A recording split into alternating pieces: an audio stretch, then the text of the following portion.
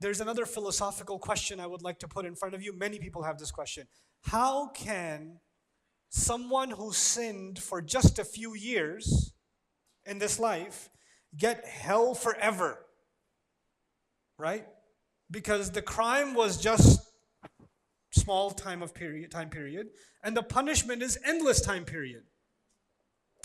The crime, you're comparing alam al-khalq to alam al-amr. The crime was actually against alam al-amr. So the punishment is from alam al-amr. The crime was about the ruh inside of you that traveled through the heavens to come into you. The crime was against the revelation that traveled from the heavens that is beyond time. So you committed a crime that is timeless in its value, in its seriousness. So its response is also timeless in its seriousness. The problem with this kind of logic, Muslims get trapped in this kind of thinking also, is because we think of the world more in alam al-khalq and less in alam al-amr. And so we start seeing unfairness and injustice, the philosophical problem of eternal hell. It's not an eternal problem. It's not that problem. How come nobody has a problem, but when you say subhanallah and when you say alhamdulillah, it's more valuable than the world and everything in it? Or 2 rak'at fajr are more valuable than everything in the world. Nobody has a problem with that. Why? Because they realize these are the rewards of alam al-amr, because these are acts khafifatan ala al-lisan. So easy to say subhanallah and alhamdulillah. So easy but thaqilatani fil mizan, very heavy on the scale. Well, if it works one way, it also works the other way. You understand? This is the relationship we have, and this is the same way when you're talking about somebody and you're saying bad things about them. Allah says, وَتَحْسَبُونَهُ هَيِّنًا. You think it's something light. It just came out of your mouth. وَهُوَ عِنْدَ اللَّهِ عَظِيمٌ. And with Allah, it is huge. With Allah, it is huge. Meaning, in the unseen world, this is a massive crime. Think about another one. The Christians say God has a son.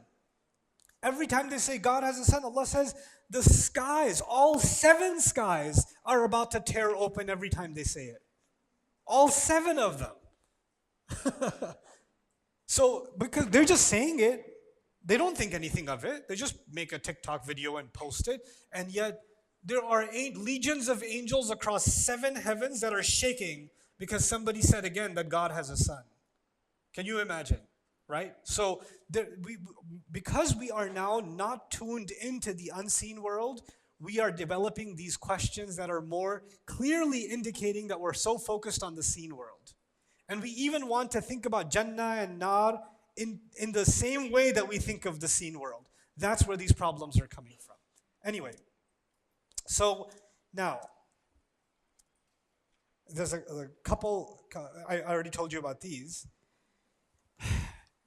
The second one, إِنَّا أَعْتَدْنَا إِثْبَاتَ عَلَى غَيْرِ الْفَاعِلِ. This is an important thing in this ayah. So when you say أَعْتَدْنَا, it means we prepared. We prepared. But if you say إِنَّا أَعْتَدْنَا, it means we are the ones who have prepared, not anyone else. This is the Qur'an's way of doing إِثْبَاتَ عَلَى غَيْرِ الْفَاعِلِ, which means Allah is saying, don't worry about it. You don't have to deal with them. That's on me. The kafirin will do what they will do. They will say what they will say. And you don't have to say, how come Allah is not getting them? How come Allah is letting them get away with it? How come they're doing this? How come they're... Relax, breathe. We're the ones that have prepared something. It fits. So nobody got away. Nobody escaped. So you don't have to get all worked up about how the kuffar are getting away with everything. This is yet another trick of shaitan, that people that become obsessed with this world and don't no longer remain fully conscious of the next world or the unseen world, lose sight of. These guys are running, committing all kinds of crimes, and Allah is showing us they're running right into a pit. And you're like, how come Allah is letting them run? Because there's a pit. But they're running so happily. Why aren't they running sadly? Because there's a pit. Let them run. This is not your problem. This is just that inna in the beginning, it removes my frustration with what they're doing. You have to do what you have to do. You don't have to worry about them.